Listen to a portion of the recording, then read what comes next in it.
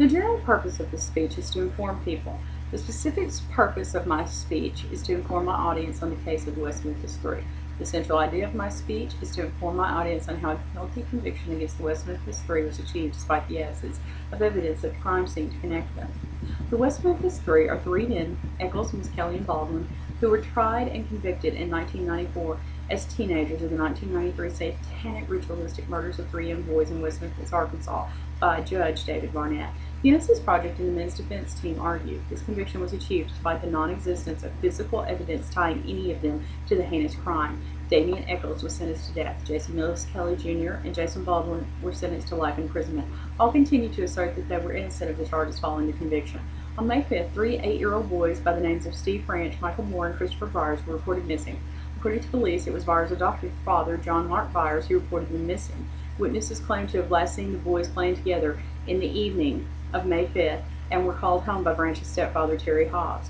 A cursory search of the area was made that night and revealed nothing. However, later, the following day, they found the boys in a location that had been searched prior. All boys were found dead that afternoon, mostly nude and tied together.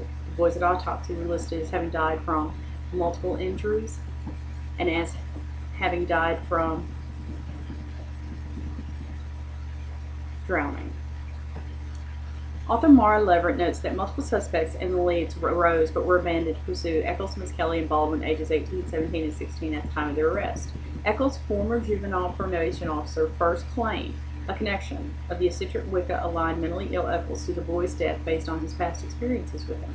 Miskelly was only questioned when Vicki Hutchinson, whom Miskelly babysat for, was suspected of theft and claimed to the police that both Eccles and Miskelly had confessed to her. Baldwin was linked for no other reason than he was a friend of Eccles, and he dressed differently from his peers and sported a tattoo of evil across his knuckles.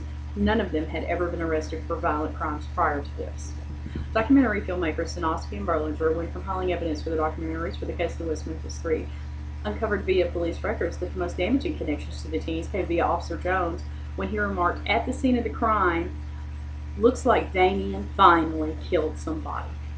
Jones was strongly associated to Eccles' probation officer Driver. Steve Jones and Driver viewed West Memphis resident Damien as evil for both his pagan and heavy metal connections and for his history of mental illness.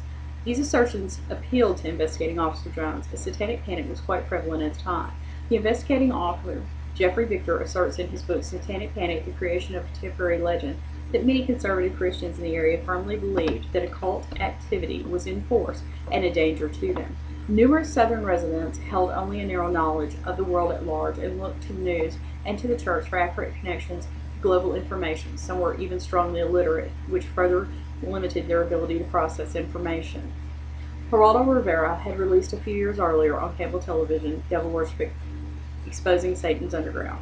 This was a documentary that fueled satanic panic that would last well into the 90s for the Bible Belt. Recovered memories of satanic ritual abuse were also a popular issue within the media at this time. Geraldo again investigated this and premiered the outcomes on his cable television show. A strong impact was made by the media on the impressionable conservative South. Many I attended church and school with during this time strongly believed in satanic ritual abuse. Residents of West Memphis found it easier to believe that the three teens had heinously killed the boys,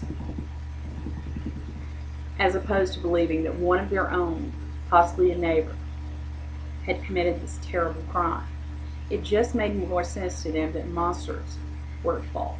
These strong beliefs in satanic abuse provided the fuel for law enforcement's accusations against the teen boys.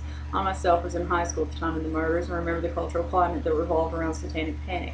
Those were strange times, strange modern times. Eccles, young and amused that the small town people he loathed so much were accusing him of a nefarious crime, sarcastically readily agreed with what the authorities accused him of.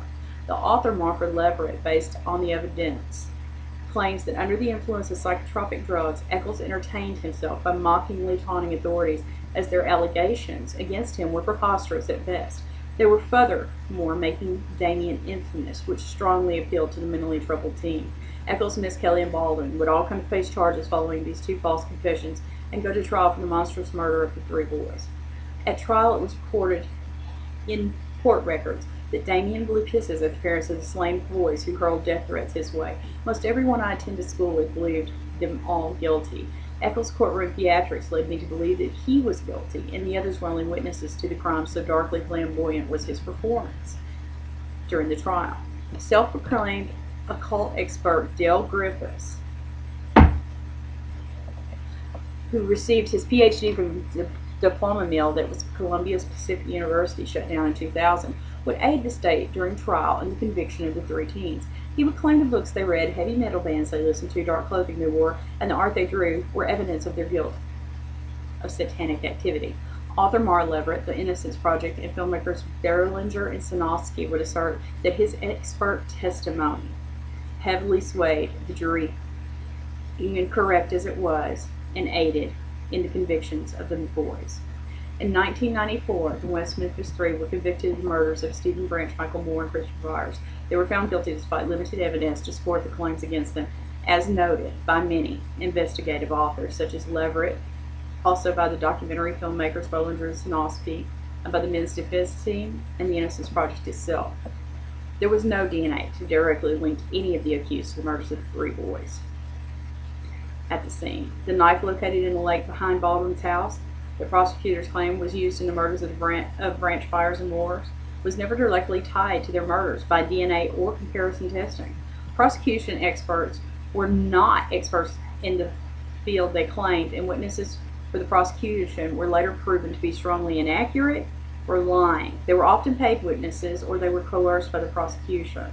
Wax that was introduced as evidence against the three boys was found on the shirt of one of the victims and in Eccles' home. This was used even though there was no match between the different kinds of wax, other than the fact that they were both blue. No one bothered to question the confessions of Miss Kelly, even though he was interrogated for over 12 hours and he was borderline mentally retarded. No one ever questioned the bizarre and snarky confessions of Eccles, even though he was on disability for mental illness, different psychotropic drugs, and various other psychiatric medications. It is important to note that numerous series of DNA testing in recent years have proven unsuccessful in turning up any physical evidence that connects Eccles, Miss Kelly, and Baldwin to the crime scene. In the years following their convictions, many began to doubt the belief that the men had ever committed the murder, including myself. Documentaries exposed more and more evidence, and soon new witnesses and new evidence emerged. In 2010, a decision by the Arkansas Supreme Court, which involved new DNA evidence, new witnesses, and potential juror misconduct, allowed the West Memphis Three to negotiate a plea bargain, and the three entered Alfred pleas, which permitted them to assert their innocence while acknowledging that the prosecutors had enough evidence to convict them. Rather than fight for their innocence, they chose to take the plea agreement so that they could deter the execution of Damien Eccles.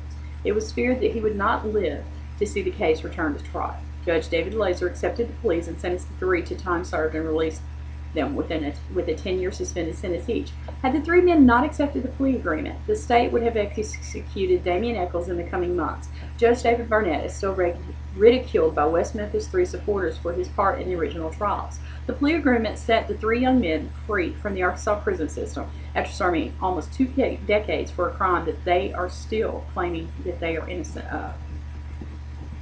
My bibliography includes Devil Worship Exposing Satan's Underground, which was a cable television show directed by Geraldo Rivera that aired in 1998 in October. Damien Eccles' book, Almost Home, My Life Story, Volume 1. Damien Eccles' book, Life After Death, of 2012.